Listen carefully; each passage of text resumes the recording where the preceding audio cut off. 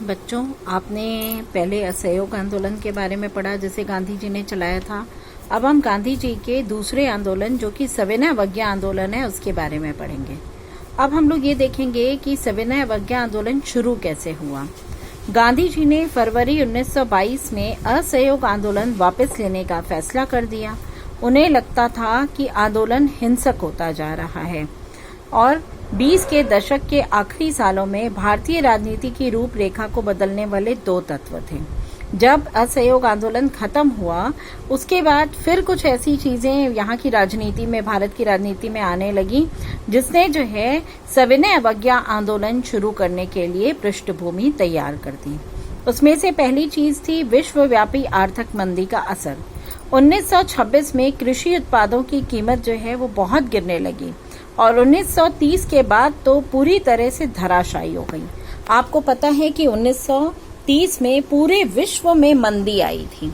मंदी का अर्थ है कि कीमतें बहुत कम हो गई थी, जिससे लोगों को कोई भी सामान बेचने से कोई मुनाफा नहीं हो रहा था, आमदनी अच्छी नहीं हो रही थी। कृषि उत्पादों की मांग घट रही थी, निर्यात कम होने लगा और किसानों को अपनी उपज बेचने और लगान चुकाना भारी पड़ने लगा।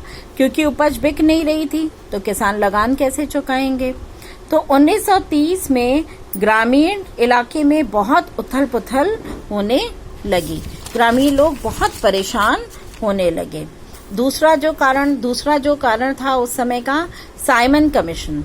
इसी समय ब्रिटेन की नई टोरी सरकार ने सर जॉन साइमन के नेतृत्व में एक वैधानिक आयोग का गठन किया था।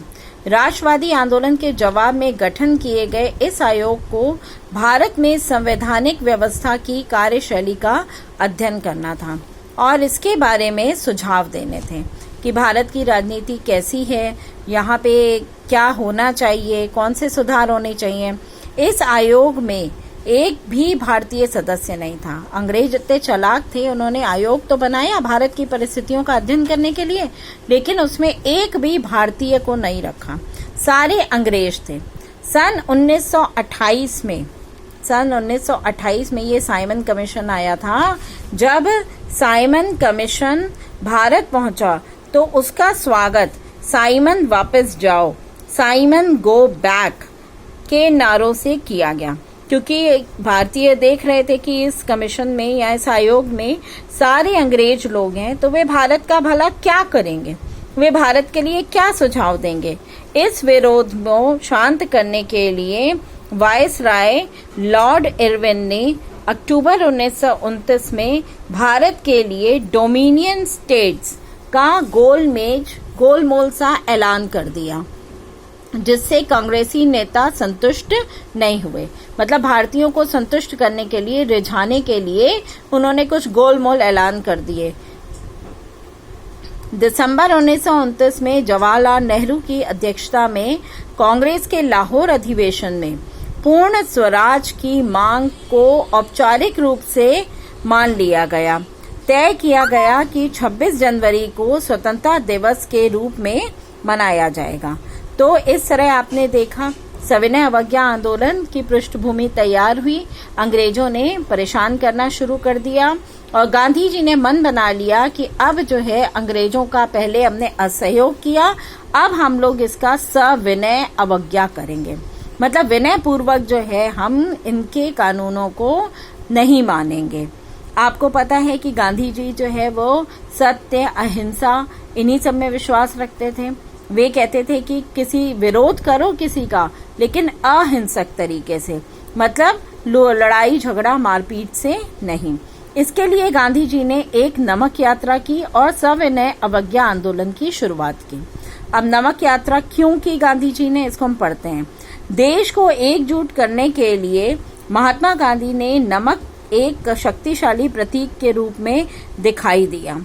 31 जनवरी 1930 को उन्होंने वायसराय इरविन को एक पत्र लिखा था, जिसमें देश के सभी वर्गों से संबंधित 11 मांगे थीं। गांधी जी देश के सभी वर्गों को अपने साथ जोड़ना चाहते थे।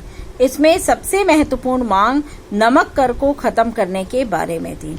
बताइए, नमक सबसे जरूरी होता है जिसे देश में अमीर गरीब सब खाते हैं, और उस पर जो है उन्होंने उसके उत्पादन पर सरकार ने कर लगा दिया। तो उसके उत्पादन पर सरकारी इजारेदारी को महात्मा गांधी ने ब्रिटिश शासन की सबसे दमनकारी पहलू बताया। इस तरह के कानून बनाते थे जिससे कि जनता के सभी लोग परेशान हों। महात्मा गांधी ने लॉर्ड इरविन को एक पत्र लिखा और कहा कि मांगे न मानने पर आंदोलन छेड़ दिया जाएगा। लॉर्ड इरविन ने बात नहीं मानी और गांधी जी ने अपने 78 वॉलेंटियरों के साथ नमक यात्रा शुरू कर दी। यह यात्रा गांधी जी के साबरमती आश्रम से लेकर 240 किलोमीटर की दूरी दांडी नामक कस्बे में खत्म हुई थी। इस आंदोलन में गांधी जी ने कहा कि लोग शांतिपूर्वक